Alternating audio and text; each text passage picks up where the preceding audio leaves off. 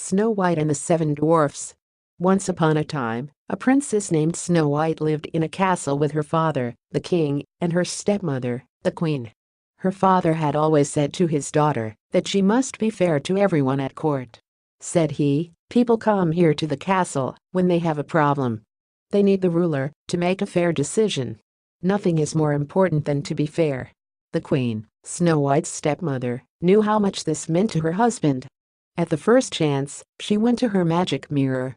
"Mirror, mirror, on the wall," said the queen. "Who is the fairest of them all?" "Snow White is the fairest of them all," said the magic mirror. "Mirror, mirror, on the wall," said the queen. "Who is the fairest of them all?" "What?" yelled the queen. "No one is more fair than I.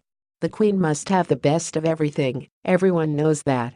"What could be more fair than that?" "Snow White is the fairest of them all," repeated the magic mirror. "What do you know? You're a mirror," roared the queen. And she stormed off. Still, the queen was bothered.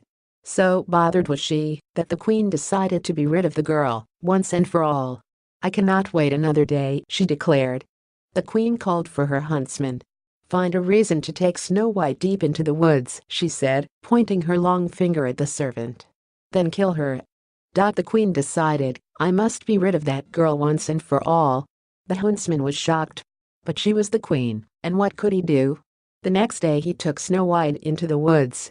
As he drew his knife to slay her, Snow White turned around. "Look at this," she said, taking something out of her pocket. "You have always been so good to me." She held in front of him 6 perfect arrowheads that she had carefully shaped. "Do you like them?" she said. "They are yours." "Snow White," said the huntsman. "I cannot do this." "Do what?" said Snow White. "Snow White," said the huntsman.